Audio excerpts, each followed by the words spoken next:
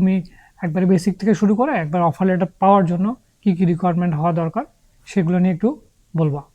এবং এরপরে আমি আরেকটা গুরুত্বপূর্ণ কথা বলবো যে অনেকে আমাদের প্রশ্ন করেন যে আমার ব্যাচেলর ডিগ্রি একটা ইংলিশ স্পিকিং কান্ট্রিতে যেমন ইউএসএ বা ইউকে থেকে আমার ব্যাচেলর আছে, তাহলে রাইট, আমারও কি আইএলটিএস লাগবে? বা লাগবে না।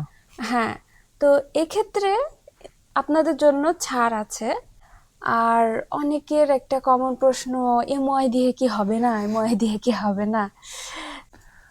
হ্যালো, আজকে আমরা চলে আসছি নতুন একটা ইম্পর্টেন্ট ভিডিওতে, যেটা নিয়ে আমরা কথা বলবো সবার প্রধান এবং প্রথম রিকোয়ারমেন্ট কি কি আমাদের এলিজিবল হওয়ার জন্য, যে কোনো দেশে পড়ার জন্য, বিশেষ করে সুইডেনে বা ইউরোপে।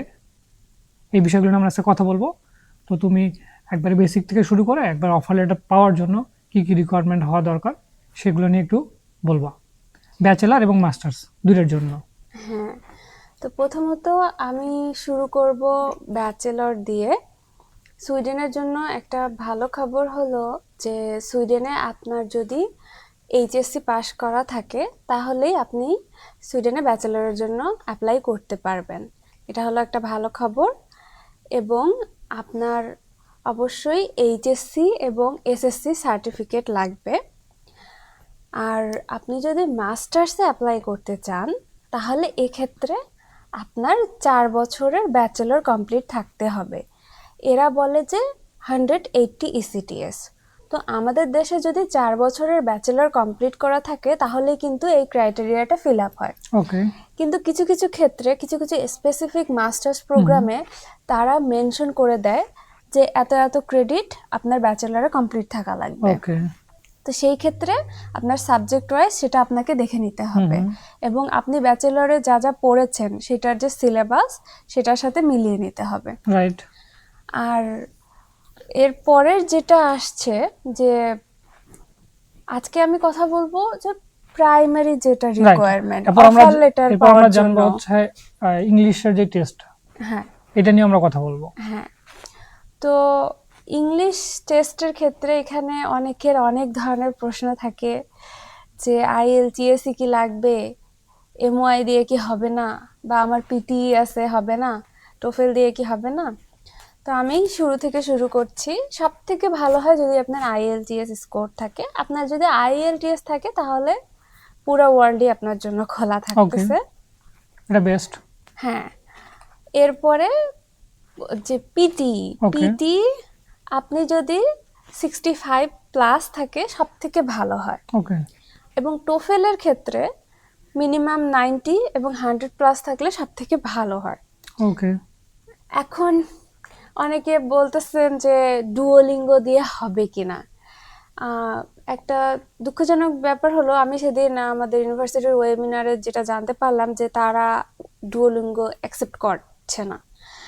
এর জন্য বেটার হয় যে ডুওলিঙ্গো না দিয়ে এই বাকি যদি টেস্টগুলাই দেন। আর অনেকের একটা কমন প্রশ্ন, এমওআই দিয়ে কি হবে না, এমওআই দিয়ে কি হবে না। তাদের জন্য আজকে কিছু কথা বলছি।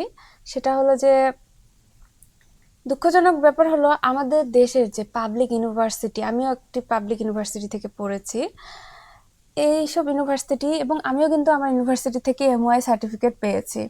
কিন্তু দুঃখজনক ব্যাপার হলো যে বাইরের দেশে এই এমওআই সার্টিফিকেটের কোনো ভ্যালু নেই। আছে, আমাদের দেশে কিছু কিছু হাই র্যাঙ্কড প্রাইভেট ইউনিভার্সিটি আছে, তাদের এমওআই অ্যাকসেপ্ট করে, ইউকেতে বেশিরভাগ ক্ষেত্রে অ্যাকসেপ্ট করে। কিন্তু বর্তমানে দেখা যাচ্ছে যে কম্পিটিশন এত বেড়ে গেছে যে ওইসব ইউনিভার্সিটির ভালো ভালো মেধাবী স্টুডেন্টরাও কিন্তু আইএলটিএস দিয়ে আসছে। রাইট। তো আমি এই জন্য বলবো যে আপনার যদি ভাগ্য ভালো থাকে আপনি হয়তো এমওআই দিয়ে অফার লেটার পেলেও পেতে পারেন, কিন্তু আপনি যদি স্কলারশিপের কথা চিন্তা করেন তাহলে কিন্তু আপনাকে টপে থাকতে হবে। এক্ষেত্রে আপনাকে কিন্তু আইএলটিএস স্কোর লাগবে। তা তো অবশ্যই।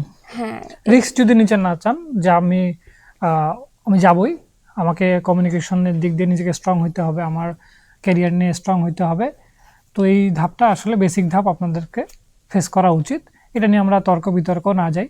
আপনারা যদি চেষ্টা করতে চান এমওআই চেষ্টা করতে পারেন, কিন্তু আমাদের প্রেফারেন্স হচ্ছে আপনি এই যে 3টা ইংলিশ ল্যাঙ্গুয়েজ টেস্ট আছে যে কোনো একটা দেন, এটা সব আপনার জন্য ভালো, আপনার ক্যারিয়ারের জন্য ভালো। জি। এবং এরপরে আমি আরেকটা গুরুত্বপূর্ণ কথা বলবো যে অনেকে আমাদের প্রশ্ন করেন যে আমার ব্যাচেলর ডিগ্রি একটা ইংলিশ স্পিকিং কান্ট্রিতে, যেমন ইউএসএ বা ইউকে থেকে আমার ব্যাচেলর আছে, তাহলে Right. আমারও কি আইএলটিএস লাগবে? বা লাগবে না।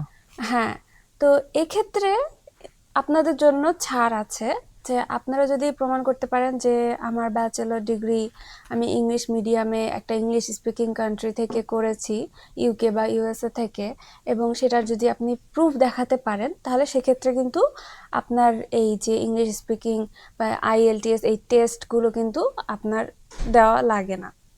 এটা একটা ভালো পয়েন্ট। এবং এটা কিন্তু সব দেশের জন্য না, আমি যেটা বলেছি যে ইংলিশ স্পিকিং কান্ট্রির Right. জন্য। আরও একটা কথা আছে যে আপনারা অনেকের মনে অনেক প্রশ্ন যে অনেক সময় আফ্রিকার কতগুলো দেশ থেকে তো ওরা আইএলটিএস ছাড়াই চলে আসতে পারে। হুম। এটার একটা কারণ আছে। আমার একটা ফ্রেন্ড আছে, ওর আইএলটিএস লাগেনি।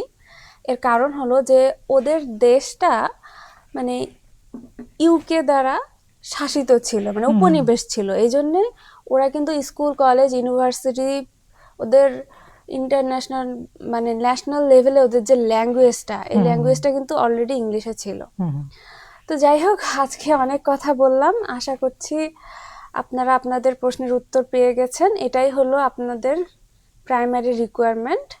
আর যদি স্কলারশিপের কথা বলেন, তাহলে স্কলারশিপ নিয়ে আমি আরো ভিডিও বানিয়েছি, সেগুলো ইউটিউব চ্যানেলে আপনি দেখতে পাবেন, আমরা ডিসক্রিপশনে দিয়ে রাখবো। জি। আপনার যদি আর কোনো এর বাইরে প্রশ্ন জানার থাকে, থাকতেই পারে, আমরা যা বলছি এর মধ্যে অনেক কিছু গ্যাপও থাকতে পারে, আপনার রিকোয়ারমেন্টের সাথে কোনো কারণে না মিললে আপনারা অবশ্যই কমেন্টে লিখবেন, জি।